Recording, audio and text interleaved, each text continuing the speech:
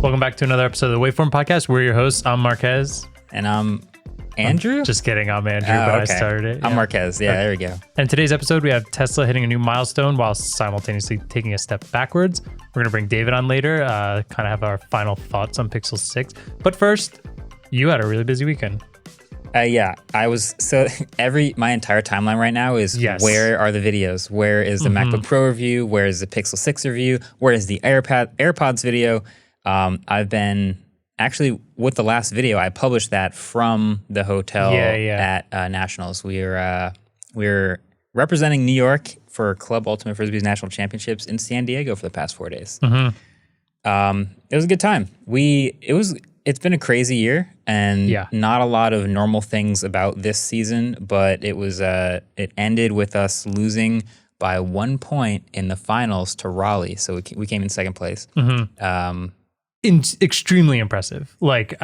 Yes, lost in finals, but I don't think people understand how many, this Nationals is the top 16 teams in the country. 16 or 20 these days? 16. I mean, there are hundreds and hundreds of teams out there every year. You have to go through sectionals and you have to go through regionals, then you get to nationals. Something I never did in my ultimate career, and now you have been to finals twice. It's wildly impressive. Yeah, we lost in semifinals in 2019, and then we lost in finals on Universe Point, so by 1 point to Raleigh. So congrats to Raleigh. Some of you who might have followed the AUDL Pro season might know we also lost to Raleigh in the finals in the Pro League as well, which is incredible for Raleigh, but rough for New York. Great for Raleigh, bad for New York. Good for Noah Saul, bad for Isaac Saul. Yeah, exactly. If there's any Ultimate listeners out here, they're brothers that are good friends of ours. But we played a good tournament. We were technically the 9 seed. That is really impressive. But 9 seeds were funny because seeds almost meant nothing. The 4 seed ended up coming in last place, so it was all over the map this year. Ultimate seeding's never been great. It was a crazy year, but I'm sure. I mean, it kind of sucks that it's in the middle of the busiest segment, but it also is probably nice to just have 4 days to focus on that and kind of take a break. So that's why the videos weren't right on time, because I was out in a field. All right, so we want to do a few tech headlines first, right? We can start off with MacBook Pro. I'm actually, if you're watching the video version, I am now sitting with the new MacBook Pro in front of me. I am testing both the 14-inch M1 Pro and a 16-inch M1 Max MacBook Pro. So you're testing the 14 and the 16. Which one? I'm assuming you brought the 14 with you to travel. Yeah. So I actually started testing the 14 when I was out there, but that was just like for regular everyday stuff, which this is massively overkill for. Yes. I'm back in the studio now. I can't wait to start. I'm going to be trying to edit a video on this for the first time in a while. I haven't edited a video on a laptop in years. On the 16. Okay. So the 16-inch that we're testing is fully maxed out. It's got the highest end chip with the most GPU cores, with all of the RAM and everything. And that's what I'm going to give a shot. But I took the 14 with me. It's been great. I think it did everything just as well as the M1 13-inch MacBook Pro did, which is to say web browsing, answering emails, the couple of things I got the chance to do out there.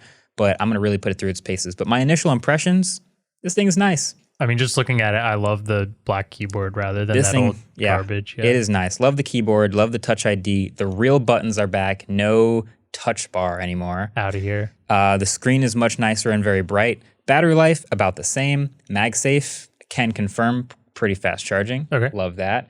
Haven't had to use the ports yet, but I love that there's an SD card slot. So if I were to just take some photos and, toss them in Pixelmator in here, I'd have that with me.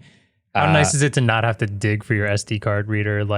That inevitably gets lost at the bottom of your bag whenever you travel. It's so nice. Yeah. It is really nice. The notch is just kind of sitting there. I feel like I'm over it at this point. It's just in the screen. Speaking of notch, Quinn from Snazzy Labs had a pretty fantastic video yesterday, I think. Yeah, I think even just last podcast, I was saying you are never going to fill the menu bar and notifications or whatever up on a laptop. We'll see. I've been proven wrong very quickly. Quinn did have that happen. I can't even believe this is real. So, oh my gosh. A lot of people have been asking and wondering, with the notch in the way now, what happens if your app menus go too far to the right or your status menus go too far to the left? Do they get smaller, or do they jump to the other side, or are they scrollable? The answer is freaking nothing. If I turn on iStat menus, look at that. there is stuff behind the menu bar that I can't see. Yeah, so the top of the screen where the notch is, the notch cuts into the menu bar. Yeah. So that's where your like file, edit, view, all of those menus are. And on the other side, that's where your time, notifications, Wi-Fi, all those things are. If you use a program with enough menu bar items, you can actually fill up the menu bar. And then the question would be, okay, what happens? Does it skip to the other side of the notch? Yes. And Quinn had a couple, I think he was using Resolve or something like that, and he had iStat menus. So Resolve has a bunch of stuff on the left, iStat menus has a bunch of stuff on the right, and they collided in the middle, and there was just stuff hidden by the notch, which is really strange, and didn't realize that was going to be a problem. I don't have that many apps that have that many menu bar items, but if you do, that's something to consider. Resolve is a pro app. Yeah, and like what's funny is it works totally normal. It just pretends the notch isn't there, so the menu will pop down under it. So ultimately, it's not really restricting you unless you're new to that program. And I'm just waiting for someone to like look up a tutorial, be like, go to this menu category, and now I don't have that. Yeah. Oh, it's behind the notch. It's hidden behind the notch, but you can still click it. You just won't know. Yeah, it's still there. Exactly. I'm sure people will find out, but that's super weird. Pretty funny. Feels like an oversight, but I guess. Ultimately, what else would they do? My only like resolve to it would maybe be if there are too many, you add like a drop down arrow, and then you drop a menu down to now get into the extra menu selections that would be there. I think it was between that and making it scrollable horizontally, which would be kind of maybe less intuitive than we think. I think we'd know to scroll, but I think a drop down is easier to see. Drop down would be easier. Yeah, I mean, I guess you have the side scroll on a trackpad, or more reason to buy a Magic Mouse, which is terrible. Don't buy a Magic Mouse. But yeah, that I did see Quinn's video. That other than that, I think this laptop's been pretty great. But again, my conclusion on it hasn't been determined yet. It will come down to how well the Pro workflow works. M1 cruised through all of my casual stuff, like Pixelmator, like, of course, web browsing, Slack, my to-do list, all that like basic stuff any laptop can do. So I'm looking forward to notching it up, pun intended, and getting into the maxed out 16-inch and throwing 8K red raw and transcoding at it and seeing what it can handle. So it'll be interesting too, because like Renee's put some videos, a lot of people have put videos out on this already. And some of the times they're getting, while they're in ProRes, a lot of the stuff they're editing and doing time like export examples of, and they're destroying the times. So ProRes, I would expect to do an order of magnitude better, because there is a specific section of the M1 Max and M1 Pro chip dedicated to ProRes, processing, transcoding, and all that. So if you have a ProRes workflow, I don't even have to test it. You should get these laptops. This laptop will do incredible work with ProRes. But that's the thing, like, okay, it's built for that and has a section for that, but what about other things? Like, of course, shared memory and faster bandwidth and all that stuff is going to have a major performance increase, but it won't be the same as dedicating a piece of it. Like, if I had an Afterburner card that would be dedicated to transcoding red code raw, that would be a totally different story. So we'll see what the new performance stuff does, but yeah, of course it'll crush with ProRes. Happy about that. All right, next up we have, I feel like I have to talk about Facebook a little bit here. They've literally been in the news every day for the last like 2 weeks, it seems like. Weren't they going to change their name? Yeah, that's kind of what I want to get to. Before that, the main thing we're seeing is these whistleblower papers. I don't really want to get much into it because I don't feel like I'm well enough versed in what's going on, but there are a million resources out there. I highly suggest reading some of them. What I did read was super interesting, but yeah, and what feels like kind of a coincidence because of all the stuff coming out, I'm sure for other reasons as well, Facebook wants to change their name, but less of, changing Facebook.com, more of changing the full-blown company name, kind of similar to what Google like went under Alphabet when they started doing more ventures than just being a search engine. I see. Something like that. So Facebook would be one of the companies under a parent company, and that parent company would also have Instagram and Oculus and stuff like that. Yeah, WhatsApp and stuff like that. I see. Okay. Like I said, it makes sense. First of all, because it's, when you think of Facebook, you think of the social media, the terrible social media Facebook.com. site. I think most of us come. And if you are, Oculus is fantastic. WhatsApp is great. Instagram's pretty great too. They've had a lot of stuff in the news lately as well. But if I were any of those, I would never want to be associated with Facebook and try and break off of that as much as possible. Yeah, I think I was thinking of like the car analogy where when you buy like a Genesis, for example, in the US, those are like somewhat popular luxury cars, but they're made by Hyundai, and you would never spend that much money on a Hyundai. Yeah. But Hyundai has a sub-brand called Genesis that is completely separate from it. You never see the word Hyundai in any of their cars, but that allows them to have a different reputation. Kind of the same thing with Alphabet. Like, it's a parent company that holds Google, and they run Google, and I'm sure they do a bunch of other stuff. But that makes sense. Like Instagram, doesn't it say a Facebook app when you log in? Yeah, it does. Yeah, that's a good point. Will that change to what? They don't have the new name yet. By the time this episode comes out, it might be out. I think they have an event tomorrow where they might announce it. Okay. Some people are speculating Horizon because they have this new, I don't want to call it a game, but like new VR metaverse experience called Horizon World. So people are thinking like that's Horizon is going to, Zuckerberg has mentioned it really wants to focus on the metaverse, and they're obviously doing a lot of AR, VR stuff. And so Horizon seems to be the front running rumor, but there's not much about it quite yet. It would be Instagram, a Horizon app. Interesting. Instagram, a Horizon app. I mean, fair. I would much prefer that over, I'm sure a lot of like younger people who really enjoy Instagram would love to not have it say Facebook and have it correlate with Facebook anymore. For however much that's worth. You still know it's a Facebook company though. Yeah, ultimately, I guess. But so yeah, that's pretty much it. I think it's the right move, and in the future people will forget, but I don't think anyone will ever really forget until like no one will ever forget. It's just always going to be correlated with what I consider just like the swamp of the internet. I despise Facebook. How much Facebook's reputation has sort of tanked over the years, especially in the last probably 5 to 7 years. Like it was already the sort of older social network. Yeah. And that's why Facebook ended up like literally buying Instagram, because people just went to Instagram and never even made a Facebook account after a certain age. So you're like, all right, how are we going to get these new people and all of their data? We'll buy Instagram, and that'll keep us on the forefront. But like Facebook hasn't really done anything to shift itself back into like, do you think 10-year-olds are like itching to make a Facebook account? No. No, they're on TikTok, if anything, and then Instagram, and then Facebook maybe someday. So that's the reputation now, and we'll see if it changes. But it's the thing is like they've gone further than just being the old person app, like kind of how we see Yahoo or Hotmail email addresses. Like it just seems, but you know, those Yahoo email address didn't do anything wrong. It just became synonymous with like the kind of boomer mentality, whereas Facebook is now not just for old people, but essentially destroying democracy. So get rid of that. AOL.com. Yes, you cringe sometimes when you see an AOL.com email address.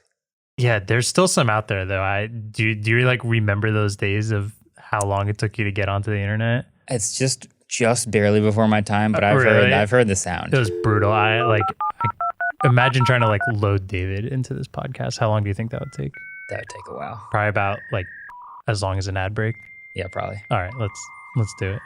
This episode of Waveform is brought to you by Peloton. If home is where the heart is, it can also be where the cardio is. So with Peloton, you can get one of the best workouts of your life without ever having to step outside your front door. Peloton has revolutionized the at-home exercise experience because when you bring Peloton home, you're not just purchasing a piece of machinery, you're gaining access to an entire world. So Peloton has really increased my workout volume way more than I expected. It's very motivating. So just being able to have not only a stationary bike, but to have classes on the thing that I can take even with my friends right in my house is a game changer. I don't ever have to worry about whether weather is nice for riding, to go for an actual bike ride. I don't have to drive to the gym after a long day of editing.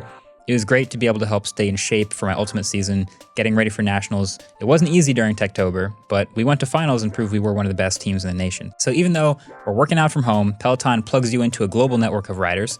We can cheer each other on, challenge each other to be better, and no matter what you're doing, building strength, building endurance, or even building a meditation practice. So Peloton has you covered however you like to move, cardio, yoga, Pilates, running. It's all there on your schedule. So with the Peloton bike, there's nothing like working out from home. Learn more at onepeloton.com. New members can try Peloton classes for free for 30 days at onepeloton.com/app. Terms apply. That's ONEPELOTON.com. All right, welcome back. We've brought David onto the podcast, and we're going to talk Pixel 6. Slowly loaded him in. Slowly loaded him in with our good old-fashioned internet here. Actually, my legs are still loading, but... Okay, so we've used these phones. So I've mostly been testing the Pixel 6 Pro. David's been rocking what's the color of that? This is kind of coral. The kind of coral, kind of orangey Pixel 6. Every time I look at it, it looks like a different color. Right now, you've got the laptop, the rose gold laptop. It kind of looks like it's the rose gold. It does look the same when I look at the camera monitor. But when you look at it next to an orange thing, suddenly it looks orange. And you wouldn't believe me until you saw it in the video. Even the renders online look different than it looks in real life. Like this color is an enigma. It's like the dress. Yeah, exactly. Blue or gold. Blue or gold. We try our best in the video, but the review is up now. It's a review of both phones in one. So there's that. But we wanted to talk a little more about some of the more nuanced stuff. I've always gotten like the comment that I spend too much time on the camera in these phone videos. It's just a phone. Why are you talking about the camera so much? But this is the Pixel. So we have a lot to say about the cameras because they're sort of known for the cameras. But big old deal. Let's talk Pixel for a bit. So, do you have any other like burning thoughts that didn't get into the review? I mean, you've used this 90 hertz flat 1080p screen for a bit. How are you feeling about that $599? Yeah, I mean, I think the $599 makes this phone one of the best deals as an overall package on Android right now. Yeah, agreed. A lot of people would probably say like, oh, there's, cheaper phones that have a faster Geekbench score or something, or have like a 120 hertz display. But like, considering all of the smarts that you only get on Pixel as an overall package, $599 is at a price that I don't think any of us were expecting. We guessed in Slack, and I guessed $699, $899, but $599 is just like the cherry on top. Yeah, I remember before we got briefed on the prices, we were told all about these phones and Tensor and these new cameras, and the phones share a lot of parts. And then we were told one of them will be mid-range and one of them will be flagship. And with just that information, I think I was guessing $799, $999. Just like that's what I think of when I think of mid-range. Maybe I could be $699 or $750, like the baseline iPhone, but that's what I was thinking.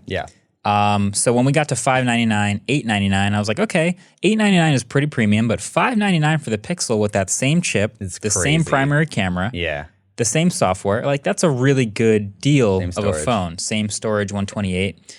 And even the design, I'll be honest, I would almost prefer the standard Pixel. So they've curved the screen over the edges on the 6 Pro just a little bit, and it's all right. It shrinks the bezels a little bit, but it's got these glossy sides. They're both aluminum sides, but this is much more fingerprint prone than the matte sides on the 6. So I would rather have that build. This matte is not quite the matte that you got on the Pixel 4. If you have a Pixel 4 or Pixel 4 XL, that's a nicer matte in my opinion. This one's definitely like aluminum with like a matte texture, but it's not the same thing. My theory on the pricing with Pixel 6 and Pixel 6 Pro, it's $599, $999. You obviously get the 120 hertz display over 90. You get the telephoto, 4x telephoto camera over the no telephoto camera at all. You get the wider angle front-facing camera with a higher resolution. It's 11 megapixels over 8. But I think everyone was kind of just like, the penultimate question for all of this has just been like, is that $300 worth of stuff? And I have this theory that actually that extra $100, right? Because maybe they could charge an extra $200 for the Pro. My theory is the millimeter wave. Because because Verizon and other telecom providers often charge a lot more. Like the OnePlus 8, I remember when that came out, the UW version on Verizon, which stands for ultra wideband, was $100 more than the regular one. And I don't, they're probably just trying to make up for the money that they put into the infrastructure, and this is how they're trying to make it up. But for people that don't know, the Pixel 6 has 5G low band and mid band, but it doesn't have millimeter wave. Whereas the 6 Pro has millimeter wave by default. There are some carrier specs of the Pixel 6 with millimeter wave. We're still trying to figure it out. The Verizon and the AT&T ones are $100 and $140 $140 more for this. That's like almost no longer becomes a deal. But like this is it's it's wild. Well, that matches with your theory though perfectly. Yeah, $100. right. Verizon is charging $100 more. Yeah. How AT&T's charging another $40 on top of that? But the funny thing is, Verizon sense. is charging another $100 on top of the $100 that I think was already put into, making. Oh wait, no, you're right. I'm saying you're right, because yep. they added it to this. Yeah. Yeah. So. Yeah, that sounds about But perfect. I would say that like for most people, like the funny thing is like a lot of Android enthusiasts are going to want to get the Pro. That's obviously. why they made it. Yeah, that's why they made it. Yeah. Because I have this theory that Pixels need to be Pro and not Pro at the same time. All of the Google Assistant features in every Pixel, and the reason that I love the 4A so much is that all the Assistant features are helpful in a way that you don't need to interact with your phone physically as much. You've got Now Playing, you've got Hold for Me, like all these things that make it so like it just automatically does things. Google Assistant, Google Voice. Well, not Google Voice, Google Assistant. But the Android enthusiast community are the people that buy Pixels in the first place. Yeah. So then Google has bounced back and forth over and over again on whether it wants the Pixel to be premium or affordable, or premium or affordable. And it still hasn't gained market share on either of those. So now it's just like, let's do both. Sure. And I think that's a really good move. Yeah. So there's some standout things about the phone that we can dive into a little more. Mm-hmm. Watch the video review if you haven't already. It's like 20 minutes long. But let's talk about a couple things. First of all, should we just do camera right off the bat? Yeah, with camera. I know David has a lot of takes off the camera. Yeah. Okay. My general overall take that we can pick apart is they are over-processing a bit. Mm-hmm. And you look at a lot of the photos and it takes a 10 out of 10 photo sometimes, and it takes weirdly a below average like 7 out of 10 photo other times.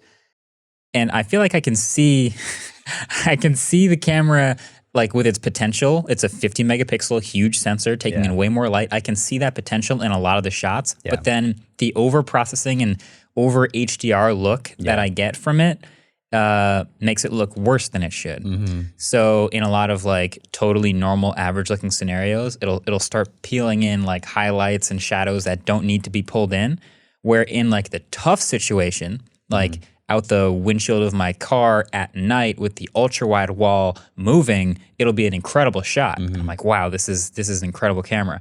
And that's the 10 out of 10. Yeah. But then the 7 out of 10 is like the normal shot where it over HDR stuff. Yeah. So I'm thinking it can get better with software updates. Like I've seen really good shots in a lot of situations where a lot of phones can't compare. Mm-hmm. And so that makes me really like this camera, but it's gonna need a little bit of tweaking, I think. Yeah. Okay. So the point of computational photography is to get around physical boundaries, to cheat physics, and in previous devices, smartphones have had some of the smallest sensors out of any camera, right? We kind of moved from these large format cameras down to this, and then we kept getting smaller and smaller and smaller, and smartphone cameras have traditionally been the smallest. One of the earliest examples of computational photography, portrait mode, right? That's a great example. It's grabbing the edges of a thing and creating a foreground and a background. And over time, they tried to create more than just a foreground and a background. They tried to create more depth levels in order to try to emulate the way that lenses actually work.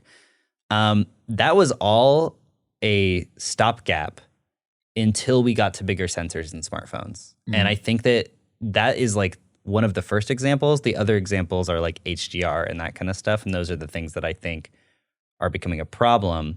Now that smartphone sensors are getting so big, capturing so much light, and one of the things that a big sensor does is give you natural depth of field, and it also gives you more light capture. Yeah, sometimes too much depth of field. Right. It'll get fringy and like a little bit like too wide open. Right, we saw this on the S20 Ultra, and I think this is having a similar first generation problem, but not quite as bad. Yeah. Yeah. There's also 2 software features that they added in the camera modes that are also both software tricks to simulate things you do with hardware. Mm-hmm. So you know that like action pan shot that you'll get where if like a car is driving by and you get your shutter speed just right and you turn the camera fast enough, you get the sharp subject and the blurred background.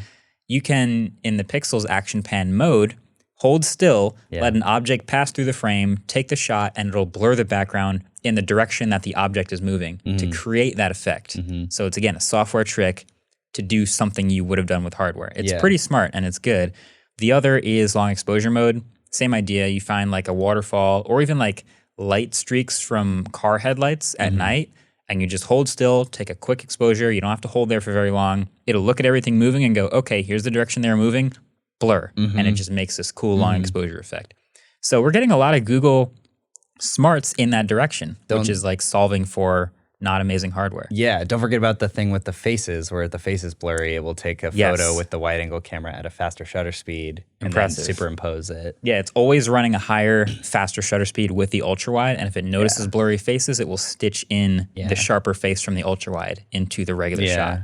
It's good stuff. One of my favorite things about yearly Pixel launches is that they almost always introduce some new crazy computational photography mode that you're just like, you weren't even thinking of. Like the Astro mode in the Pixel 4 is literally just an extension of HDR, the way that they originally created HDR with stacking and that kind of stuff, and like realigning that stuff. This year was definitely very cool. The funny thing is, like, some of the earliest use cases for machine learning, especially in photography, has been like object identification and knowing what an object is, because you're just comparing hundreds of thousands of objects against each other and then coming up with a tighter and tighter confidence interval. And so the thing like the action pan is built on top of that, right? Because you're saying, this is the car, this is exactly where I'm going to sketch out the car to be. Everything else is going to have like a blur effect. Yeah, and we'll talk about Magic Eraser in a second, but I think that is one of the most interesting approaches to doing a camera. There's been a lot of Huawei phones I've noticed in the past that have like an AI camera mode. And you turn on, I think it's on by default actually. And it will scene detection. It will, exactly, scene detection, and it'll notice like hundreds of different varieties of things and adjust the shot according to how it thinks you want it. And that's the common theme I've noticed with all of these, is it's adjusting the shot based on how it thinks you want it. It sees grass on the ground, we'll bump that grass up to be more green. Oh, you're taking a landscape shot, we're gonna make the sky more blue here. Oh, you're taking a shot of your dog, we're gonna bump the contrast and the sharpness here. Versus maybe Apple's approach with photographic styles, which is like, here's a rich contrast one if you want that. Here's a vibrant one if you want that. Here's a warm one. Here's a cool one. And I think the Pixel is just doing the good old-fashioned make everything bright and contrasty and hope you like that every time. And I think it would win the blind smartphone test for the first time. Because bright and contrasty is like what people generally like.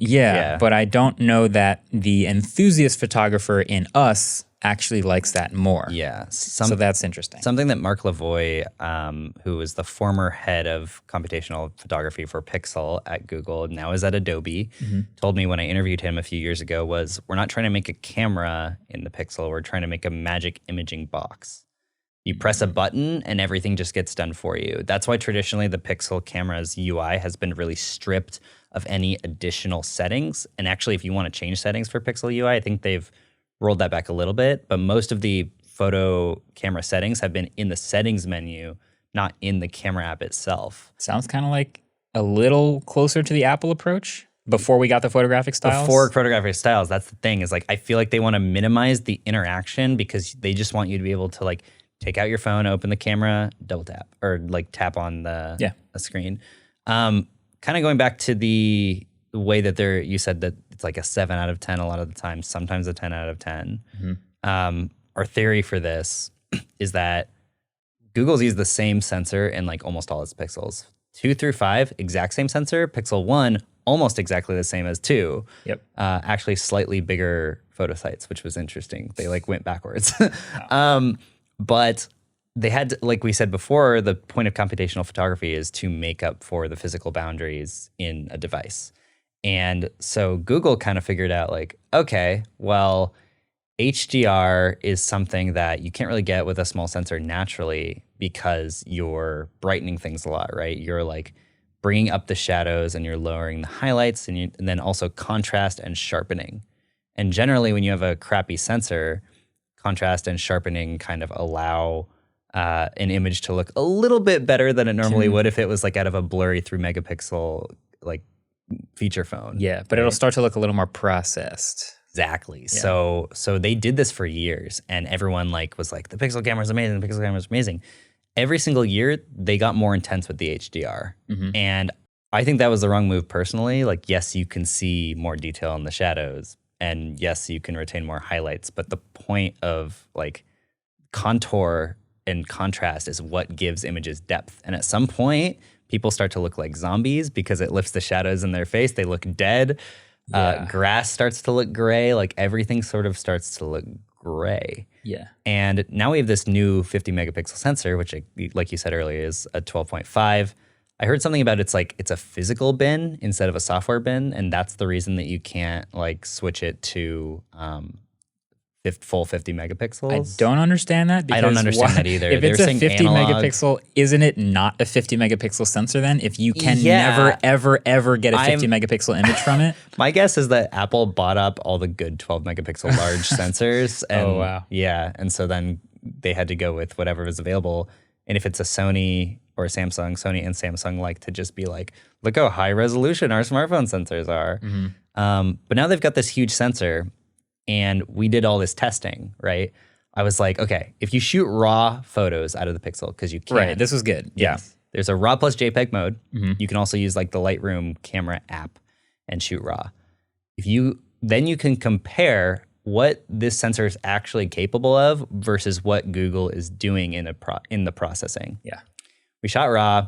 When you shoot RAW, it's really flat. It's like log. You bump the vibrance to sort of bring color back to people's skin. Yeah. I was going to go on a tangent between vibrance and saturation, which is very confusing, but I won't do that. So, contrast curves. Yeah. So if you bump the vibrance back up, you kind of see like, okay, overall quality of this image sensor, what is it? And you can see the amount of processing that Google is doing makes these images look like a Pixel 2, Pixel 3, Pixel 4, more like a Pixel 5 photo because of how much processing they're doing to the HDR.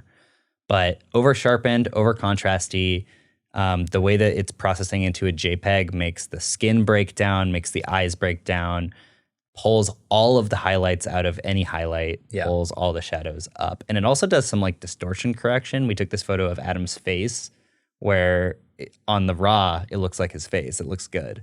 But on the Pixel photo, it's like almost, it doesn't look wrong, but he looks different. Like he looks like a different person. It's like reality went through a black box, and out the other side, you got this really shiny, like impressive photo on a phone screen. But when you start to blow it up or start to want to edit it yourself, it's actually not as good as the original. Right. I think a sweet spot would have been right in the middle. And I don't know if that's the way they think about cameras, where like, oh, we want to appease the enthusiast and give them a little bit of a flatter image. No, they're trying to win the blind smartphone test. They're trying to give enthusiasts don't make money. Yeah, I get it. I hate that I like care about this so much because I know that it's probably the opposite opinion. The thing is, though, if you really think about it, they kind of nailed it because the enthusiast is going to be able to take a raw photo and do what they want with it and get what's needed out of it because they all know how to do it. Whereas the point and click is going to be exactly for the regular people. But like if you look what's capable out of this sensor, it looks so good. It looks like almost like a medium format camera image because of the proportions of the size of the sensor to the lens. Like it's crazy. The problem just is the people who are buying it arguably aren't going to notice that difference, or they're going to see like we've proved with the smartphone test that sharper, brighter is going to be perceived as better. I totally understand that their probably counterpoint is like 95% of people view all their photos on their phone. Yep. And that is true. And I totally understand. I just see the capabilities out of this phone because I blew them up on the Pro Display XDR and they look amazing. I could have taken that on the Hasselblad like camera and it's like, it's crazy. Yeah, that I think is kind of tied into the whole idea of what Pixel is this year, which is they're trying to make a phone for everybody this year. I mean, we've seen the enthusiast market, and it's sort of like Pixel has always been the example of what an Android phone would be. You can buy it if you want. Some people bought it, whoop-de-doo, Google Store, maybe a couple other places. But now it's just like, oh yeah, we're going to run commercials for this for months. We're going to share this with as many people as possible. And this is our big shot at like giving people a third option after iPhone and Samsung. Yeah. That's a very different approach from what Pixel has been in the past. And maybe the camera sort of tilted in that direction as a result. Yeah. I still think they can update it a little bit in software. I'm holding out hope. We'll see. I don't think they will, but I will also hold out. We'll see. I'm optimistic. Magic Eraser, though. I want to talk about Magic Eraser for a second. Sure. It's so fun. So this could be a gimmick, and I'm overreacting, but I loved it. I mean, Instagram Reels loved it, so the world must like it too. I guess I lost that bet.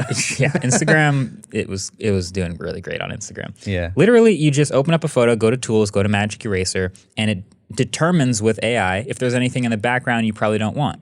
It's pretty good at that by itself. It'll just highlight little people behind you. If you're standing alone in the front of the frame and there's somebody behind you over your shoulder, it'll just highlight it right away. More object detection for machine learning. Exactly. Yep. It knows these objects and it goes, you want to remove this? And it gives you a button and you hit erase and it just disappears and it fills in the background. So if you're aware of content-aware fill in Photoshop or even After Effects, it works really well with certain types of backgrounds. And so all the examples we see that work really well are typically patterned backgrounds, simple backgrounds, high contrast object versus background. And when you do that on this phone, it really does look like magic. I'm telling you, you can show like your parents this, and I love be the like, fade in, fade out effect that it has. Yeah, too. it just like highlights it and just glows and disappears. And you're like, that's crazy. Yeah, that looks like the future. Show that to your parents, they'll think it's the coolest thing ever. I guarantee it. And it's faster than Photoshop contour fill too, by a lot. That's the Tensor advantage Tensor, right baby. there. That's Tensor. So good for them. Yeah. If you try like a crazy huge object with a crazy complex background, it's gonna look insane. It doesn't always work as well. Yeah. I think you guys did one of it picked me out of the back of a photo of you guys in my desk, and it did not do a great job. It like ripped on your that. upper body out, but your legs were still there, and then it made it just blurry. It was just right? this like stretch across. It's just like content-aware fill, where the area you take out, if it doesn't hit, it's just kind of a smudge. Yeah, it doesn't know what was supposed to be behind It's you. bringing some like a professional grade tool to common people and letting the basics of it work really well, and letting them see it for the first time. Where I'm sure most professional people would rather just clone stamp or something manually than if the iPhone had this, people would be losing their minds. I think this is a really cool gimmick. Like when you go to like a famous photo spot or something, or you go to like a very popular tourist destination, the Instagram ability of this for people that, you know, they're like, I ran across the not Golden Gate Bridge, the Brooklyn Bridge the other day, and there's people running through, and the amount of people that are trying to get that photo where it looks like they're the only one on the bridge, but then there's everyone running through. This is the perfect scenario. That's what everyone's thinking when they see this commercial. Yeah. I can finally get that photo now that I have this phone. So I thought it was really cool. That's that speed of it in the video I showed, that's the Tensor advantage. Yeah. I want to talk about a thing I was surprised by, which is the battery life not being that great. Yeah. So I haven't published the video yet, so we'll see, and I'm going to watch other people's reviews once I publish this, but I'm very curious what your experience and thoughts were with the battery, because I thought it would be amazing. Yeah. I thought it could have been amazing. Yeah. I got like a little over 3 to 3.5 hours of screen on time. You got a little better, right? Yeah, on the Pro, I was seeing like around 4. Probably because the LTPO display. Sure. Yeah. LTPO, a little bit bigger battery. Obviously, it's a bigger, brighter screen, but I never got over 4.5. Yeah. So it's not great, especially when you compare it to what Apple did this year with the iPhone 13 series, and just like an hour and a half more, 2.5 hours more, and now the Max in particular gets like 10 hours of screen on time. And that was my comparison. So like when we hold up an iPhone 13 Pro Max, it's a big phone, sure, but it's very flat, very tightly put together. That phone has a 4,300 milliamp hour battery. Not that huge. Yeah. And it's a 2-day phone. It's got like a crazy long 8+ hour screen on time battery life. Yeah. So now Google comes out with a phone, Tensor, 5,000 milliamp hour battery. I'm thinking, wow, okay, this is gonna be good. And I'm getting half of the battery at best that the iPhone did. So that was my interest. My initial like curiosity was like, oh, I guess Tensor didn't really take too many cycles off of the high powered cores. Yeah, maybe? It's not the same thing as like Apple having efficiency cores and high power cores. Really, like the Tensor cores, the TPU, are sort of separate from the low energy cores, right? And your phone's sort of doing machine learning all the time, especially Pixel phones, because it's always listening for the keyword and it's always doing these little like smart assistant things. There's a context hub on the chip itself, right? And that's supposed to be a low-ish power hub. I just think that overall, this is like the first chip design that is built around the TPU. It's Google's first attempt at sort of designing their own chip, manufactured by Samsung, but that doesn't matter. I think that's a confusion a lot of people had. They're like, Samsung's making the chip for Google. It's like, yeah, they're building it like TSMC. Yeah, Google's not a foundry. Google's not a foundry, but they designed it. Yeah. I think this year was just like, okay, can we make our own chip? I listened to this interview with Rick Osterloh, and I think he said they started the process of like conceptualizing it like 5 years ago, but they only started like actually making it like a couple years ago, like building the design. Yeah. And I think this year is just making sure that they like, can we actually do this? And what is possible if we really push like these TPU cores to a limit right now? I think next year, second generation of most products is where you really iron that stuff out. Yeah. And I think next year they'll figure out how to make Tensor work just as well while using a lot less power. I had a friend at Nationals ask me, hey, Marquez, should I get the Pixel 7? And at first I was like, what kind of dumb question is that? But then you're like, wait. And they were like, well, I've got a Pixel 4, and like, I don't really think I'm going to get the Pixel 6. I'm going to be good for one more year, so how's the Pixel 7 going to be? And then I actually thought about it. The iPhone 14 I know, like I initially was just like, I don't know anything about that phone. But I thought about it, and I was like, you know what? The second generation of Tensor, it'll be their second shot at this new camera system. And they'll probably refine a lot of things about the design, and it'll kind of feel like a second generation of this new Pixel. Right. And I thought about it. I was like, actually, yeah, that's probably a good place to jump in, like Pixel 7. And that's not saying Pixel 6s or 6 Pro are bad phones by any means. I still think the 6 is a great deal, and you should jump on it if your phone's getting kind of old. But yeah, I agree. When we'll see the second generation of Tensor, I'm going to be that much more interested in battery. This is also apparently the first Pro Pixel phone, or like higher end Pixel phone, that is built by that HTC team that they acquired. Yeah. Like apparently they did like the 4A or something. Right. But this is the first like Pro one. And the build quality is not quite iPhone level, or even like high end OnePlus phone level in my opinion. Like there's a lot of weird quirks about the build quality that make it feel like slightly cheaper than other Android phones. Just a little. But especially Pixel 6 is such a good value that like that's something you can write off. Right, that's the difference though. So with Pixel 6 with that price, I'm totally fine with it. Yeah. With this phone, they keep saying flagship. And so my natural instinct when they say that word is to compare it to the other flagships, which are a bit more expensive. Yeah. But you do start to see a difference there. And S21 Ultra screen is way better than the Pixel 6 Pro screen. It just is. Yeah. It's a better screen. The iPhone has a flat screen. I think it's also better despite being lower resolution. So it's those types of little things with the build quality, just how tightly built it is. There's a lot of seams on the back. Yeah. So I agree. Like in the flagship, you can nitpick a bit more. But if we can talk a little bit more about Tensor really quick. Sure. So as you also saw, the speed of the natural language processing on Tensor so good. Is just so good. It's incredible. Like everything that I hoped for. Can we do a demo right now? Yeah, just Can we have like Andrew talk and then I put this up next I'll to him? do Can you rap? the exit. Can I rap? How good are you at rapping Eminem songs? Yeah. Also, I'm in airplane mode and that's going to be totally fine for this. Yeah, because it's on device. Yeah. All right. And you can just talk as fast as you want. Talk as fast as I want. I do know Guns and Chips from Hamilton. Is that it? That's pretty quick. I don't know what Will that we get demonetized? I don't think so. Can you say it really fast? It is a fast song, and I'm already cringing that I've offered this out here. But whatever you want. Give me 1 minute to like. Well, let me get in the zone. Yeah, hold on. Okay, I trust you. I'm excited for this. I'm taking this horse by the reins, making red coats red with blood stains, and are never going to stop until I make a drop and burn it up and scatter the remains. Nah, okay. It didn't do that. That was too fast. It was a little slurred. It has to be slurred to be that fast, but yeah. It still, though, is continuing to do this as I'm talking. Right, and talk faster. What's pretty impressive is that it's keeping up with everything. It's almost at the point where I don't know what to say the next word because it's exactly where I am on the screen. And I'm kind of losing breath, but this is a perfect podcast contest.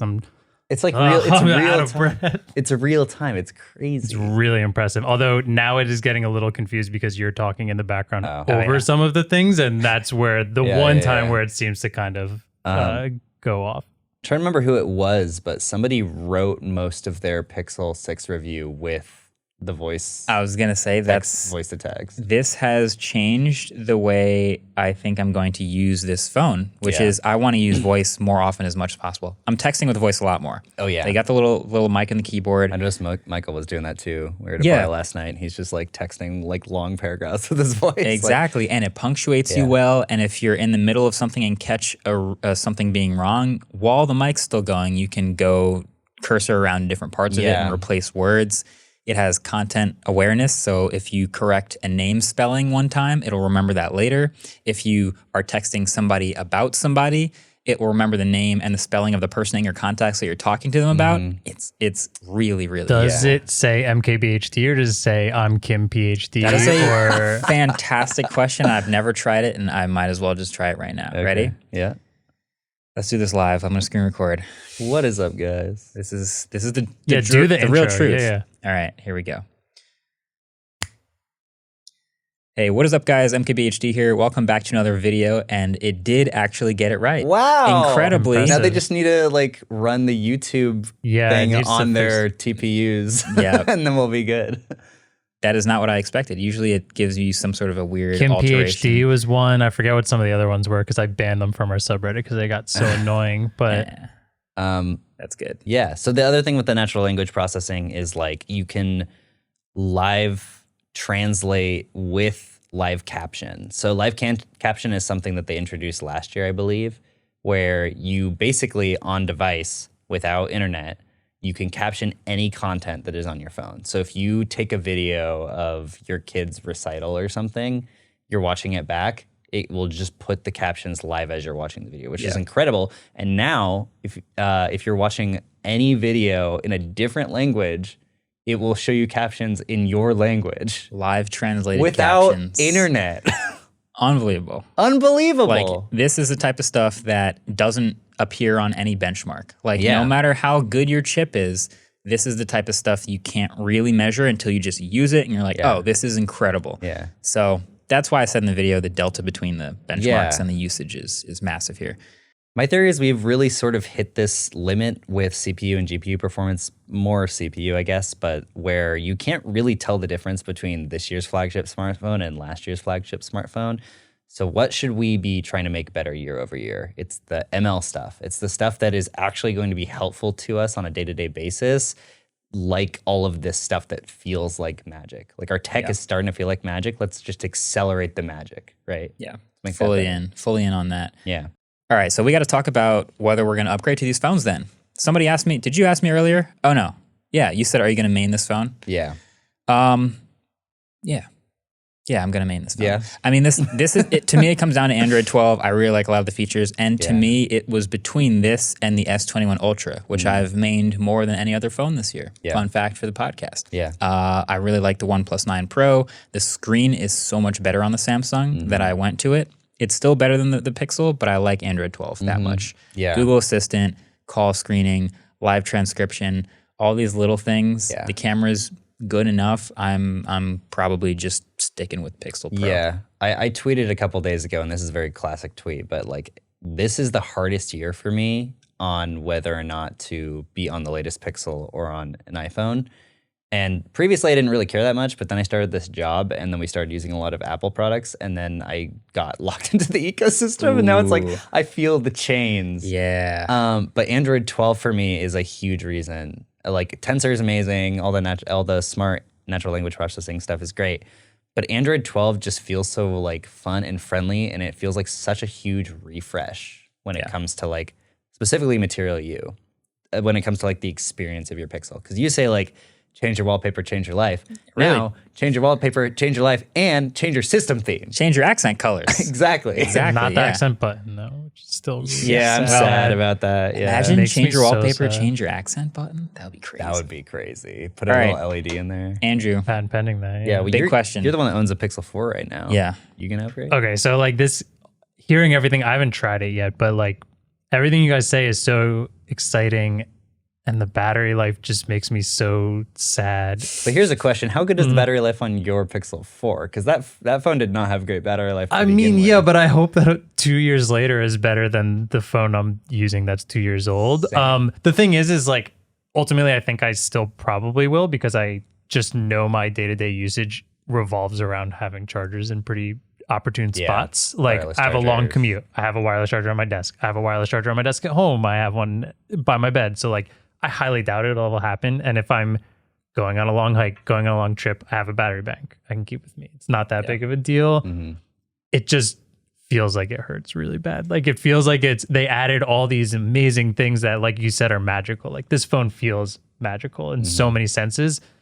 And then the battery just seems like such an obvious thing that should be better. And when you see those numbers, feels like it should be better. And I think makes it's me just kind of Tensor. sad. I think Tensor is just power hungry. If this phone Get the had Pixel 7. That's what I'm saying. Wait for it. Yeah. I'm just going to daily it. If this phone had the iPhone's battery life, I would be no hesi insane. recommend this phone so fast to so many people. But Absolutely. its battery's important. I think that's it the is. issue is like when you compare it to an iPhone, like I know people who were Pixel users and didn't really like some of the newer ones. So they went to iPhone, and this was one where they're thinking of coming back. And I was just like, I don't know if it's the one to come back on. It's funny. With this, the script is flipped. The iPhone always used to be like, I love iOS, but the battery sucks. And now it's literally the opposite. Yeah. Crazy. I think I have some nerdy friends too who like, on that branch of nerdy, not quite us nerdy, but liked Android stuff. And then, but once you go to iPhone, it's hard sometimes to get it's really out. hard to come back. So hard to And get out. I'm saying that as someone who's never done it, and I understand how It is. difficult I it would regret be. it. It's factual. I regret it. I think I will probably get a regular 6 though. Yeah. I think this is an insane eventually. deal. I might wait till it even goes on sale. It probably will because it's Google. Which is what's also really fun about Android. Black Friday, baby. It's coming up. Yeah. So we'll see. We'll see. Shipping dates are pretty. When are you getting yours, Adam? You ordered one already. Yeah, I ordered mine, and it's supposed to be coming here this Friday, I believe. Oh, I thought it was like not till late November. That's pretty quick. No, yeah, it's October 29th or 30th is the estimated delivery date. It's pretty good. Okay. What color did you get? Stormy Black. 6 Pro or 6? 6. Yeah. Stormy Black 6 I think I might is good. get green. I Seafoam. want to see it in person. I haven't seen the green ones I yet. might do it anyways. Michael has it. We were comparing colors at home yesterday. It's 2 different greens, right? Top, bottom. Yeah. Yeah. It's more darker green on the top and more of like a acid green on the It's I what- like a matte black 6. But it's nothing like that iPhone green, right? Like it's The iPhone green very- was like an army green. Yeah, they're all like olive army, Yeah. like which I really do like. I love that color. Yeah. Yeah. That's like a classy color, but Google is going Google and doing the Google But then I'll thing. put a case on it either way, so I guess I mean, it doesn't yeah, really sure. matter. Okay, well, it doesn't matter then. And if you want MagSafe. Fair. Yeah. I have a great segue. Because we were just talking about, it's actually too good of a segue to really go smoothly. I was gonna but I'm say just every great segue Wait. starts with saying that it's a great yeah, segue. it's too good of a segue, but I'll explain it so that it's way worse. Okay. So we were just talking about Android versus iPhone and how hard it is to get into one or the other and get across that bridge. I've had a couple Bluetooth issues with the Tesla app on Android. Haven't had that issue, I think, at all since I got the iPhone 13, where the phone is your key and it's Bluetooth and it's just proximity to your car. So we can talk about Tesla now. What a great segue, Wow. eh? Hey. Beautiful. Nailed that. All right, some in so Canada, eh? Tesla hit $1 trillion market cap. That's all I wanted to say. Good God. That's cool. Yeah. Good God. Kind of Actually, crazy. the reason they hit $1 trillion market cap is because of the news that, what was it? Hertz bought 100,000 Teslas. 100,000. Yeah. Wish I had that So- in my bank account. I mean, it makes 100,000 Teslas or $100,000? In my the money to buy 100,000 Teslas. Yeah, Lamborghini account. it's a lot. No, it's a big investment for Hertz because they clearly want to offer electric cars. And so now they've bought 100,000 of them, and that's the electric car that they've chosen to invest in to offer to people. So it says a lot about Hertz. It says a lot about Tesla. It says a lot about electric cars. Yeah. Tesla's market cap skyrockets. Great. I just think like everywhere I go, I kind of want whenever I rent a car, I try not to. Whenever I do rent a car, I want to get something like similar to what I'm used to. The fact that people are just going to be out there renting Model 3s just casually is pretty cool. Pretty dope. I would They're be safe, careful too. on saying casual though, because it's not their base. It's like their premium luxury rental. So it's not just like your everyday rental that most people renting cars, I would say, usually go the cheapest possible route for being able to get around. So it's like compact budget cars. This won't be those. Definitely. Understandably. But the fact that they've gotten There will this be many more of out them, there. I think the chance that people will be able to drive them more, like be able to test and actually drive one for a few days, which is like way more than just a test drive. I had to use Turo to drive a Model 3 like 4 years ago. 5 years ago. That's actually a really interesting point. I just had to work for a tech channel and I got to people will be trying to rent these just to test drive them. I think that will actually be the case. I think people will rent them to try them, see what they like about it. I mean, that's the kiss of death. I test drove a Tesla for 8 minutes and was hooked. So if you rent it for a couple of days, you're gonna really want that car. When I test drove my first Tesla, I had not driven in 5 years, and I had to drive around New York City, and I thought I was going to die. That is stressful. Yeah. Actually, the first time I ever drove a Tesla was a Model S P85 Plus in white. I made a video about it. This is when I was in college. It was in New York, and they drove it over to me, and I got to like drive it around New York City for a couple minutes. I was very interested, really liked it. I think I was kind of hooked because I was driving a different car. And then as I got back, I like got out the car and we're like, all right, cool, that was fun. We shot the rest of our video. And they're like, you done with it? And they were like, yeah. And then the guy got in the car and just punched it. And I saw the car just go in New York. I was like, oh, Jeez. That's cool. Like no other car does what that guy just did real quick into the parking garage there. And I think that was when I was hooked. The other cool thing about this Hertz thing, though, is that means there's probably going to be more chargers, right? There are going to be more chargers. They've it says Hertz plans to set up level 2 and DC fast charging stations in 65 cities by the end of 2022. Oh, level 2. And more than 100 more by the end of 2023. But so will like those be only Hertz like that? I don't know. I'm hoping not. It also kind of, I mean, any more infrastructure is good infrastructure. Depending on how many they put, though, you only need to charge the car till full and then charge right before someone rents one.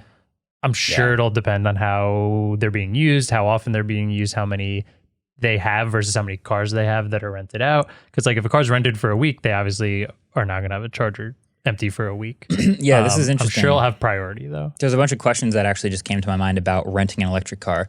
Is one, I hope you have one because one I thought was kind of interesting. Oh, well, I was just going to say when you have a car sitting in a parking lot for a couple days with no one renting it, it just sits with the gas in the gas tank. Yeah. With electric cars, there is a little bit of phantom drain over time. Yeah. Right. And I'm curious if they're just going to leave those cars plugged in that whole time, or will they have to have somebody go around constantly maintaining all the electric cars and making sure they don't drain? In, I would think. I would assume keep it to a certain point, 85%. which is that point would be like, if we get this car rented for tomorrow, we can have it topped off. Or if we even if we get this car rented in the next couple of hours, if it's available. Other than that, you just check your schedule and know when a car is going to be rented and can top it off before that. What I thought was kind of interesting and just different for rental is like, what is the one thing you dread when you return a rental car? The cost for gas. Exactly. Yeah. So they say right now, they don't have a set standard for what you'll have to do. You can return it essentially not at full. Okay. They can just charge it there. Yeah, they can just charge it there. Like so in the gas station. Ultimately, I hope they keep it like that. You always wonder, these places are trying to make money. The whole gas thing is so they can make as much money as possible. They'll figure out a way to charge you. If you can't, then you kind of have to add a little time now to you returning cars. If you're trying to catch a plane, if you need to charge it, if you need to return it at 100. I'm really hoping that's not the case. Same. It seems like a total money grab if it was, and it would just... I will tell you, the first time that I rented a Model 3 on Turo, the guy that I rented it from said, you have to return the car at 100% charge. And I was like, one, that's not possible because when I charge it and then drive it back to you, can I plug into your 90. garage or something? And then the other thing was that were no Tesla superchargers in that vicinity. So that was the first time I'd ever driven an electric car. Yeah. So I had like an hour to get it to him. I pull in and it's like, this is going to take 3.5 hours to charge. So I ended up returning it 2 hours late. He charged me like a $50 convenience fee. It was just... That is a sneaky guy. Yeah. That he did that. Well, I hope Hertz isn't run by this sneaky guy. I mean, these companies tend to do this to make money, but I'm seeing level 2. So level 2 is like what you might have with like a dryer plug or something like that. You can charge like 25, 30 miles an hour. That's just how I measure like how many miles you add to the battery. Where like level 1, plugging into like a trickle charger, 3 miles an hour tops. Yeah. So level 2 is somewhere in the middle. Level 3 would be like your superchargers on the side of the road. Those are great. So when I see they're setting up a bunch of level 2 fast chargers, I think that means they will be for all of their electric cars. Yeah. To at least be able to use, but mostly a bunch of new Teslas. So that would also give me the impression that they are wanting to leave them plugged in, because if your voltage is, I think your voltage, like your pipe is wider, but you're not pushing as much electricity through it, that's better for your battery. Got it. Yeah, that's the type of charger we have at the studio. Just level 2 fast charging. Yeah. One other thing is, as of right now, up until February, I guess this is rolling out like as we speak. Up until February, you'll get free supercharging through the Hertz rental, but they're not sure how they're doing it after that quite yet. So that's interesting. That is an awesome like reason to get a premium, rental. You're spending a little more, but if you can get free supercharging, that's awesome. That's no gas. After that, then I wonder, how does it work? Because like when you're someone who doesn't own a Tesla, when you're using superchargers, do both of you have free supercharging right now, or do you pay? I don't have. I have supercharging credit. Okay, so when you do it, is it just it knows your car when you go up, or? Yep. Yeah. So I guess the easiest way would do is Hertz would just send you the bill afterwards on charging, because it's hooked to their. Oh no, the car knows it has credit. The car itself knows it has credit. Yeah, but I'm saying when you are going to go rent one of these cars now and you have to pay for charging past, if they don't, there's no way they continue to keep free supercharging for the rest of its lifetime. So the car will know it has Tesla supercharging credit, but if you plug into a non-Tesla supercharger, you will have to pay when you're there. How is the rental person going to pay a Tesla supercharger when it's not their car, is what I'm saying. So I'm thinking the easiest way would just be, it is hooked up to Hertz. They know how much they're getting charged for that car. Bill the person. It's probably afterwards. hooked up to Hertz. And I think that would, Did you say through February? It's not 2023 or 22 it says. So we're talking like 4 months. They haven't even got the cars yet. Yeah, that's about to expire. I mean, that's what the response that I believe I was looking at, like an Axios or Car and Driver. That was the response they got from Hertz. Wow. Is that up until February 2022, when we launch the cars. Nice headline, Hertz. You'll have one day of doing it. So I don't even know if Elon can make 100,000 more Model 3s before then. The trunks will be falling off. Hey, this isn't the Mach-E. Well, yeah, that's pretty much all we had. I mean, we also had like Tesla rolling out and rolling back 10.3. Yeah, I still don't have the beta. You're not it's getting gonna be a it while. anytime soon. It's gonna be it a sounds while. like that's pretty much it. That's kind of all I had to say. This continues the trend of having at least one Tesla reference, probably on every Waveform episode, but lots of tech happening. It's still Techtober, like the reviews of all these things coming out. Pixel's out, but definitely stay tuned for the MacBook Pro review. Stay tuned for the AirPods 3 review. Stay tuned for maybe another phone coming up, maybe another random thing that's not phones or headphones. There's other stuff in the pipeline too. So this is also the last episode before Halloween. So have a spooky Halloween, my friends. Make sure you have a good tech-related jack-o'-lantern. Send me pictures. Oh yeah, totally. Tech-related costumes. If you dress up as the Waveform podcast, we will retweet you. Don't know how to do it. That's up to you. And you've got about 2 days by the time this episode comes out. So we will definitely retweet you if you do that. Good luck. Good luck. Amazing. Thanks for watching. Catch you guys in the next one. Peace. Mac, do you want to read us out? No? Okay, you can help them. 1,000 yards. Waveform is produced by Adam Molino. We are partnered with Vox Media, and our intro-outro music was created by Vane Sill.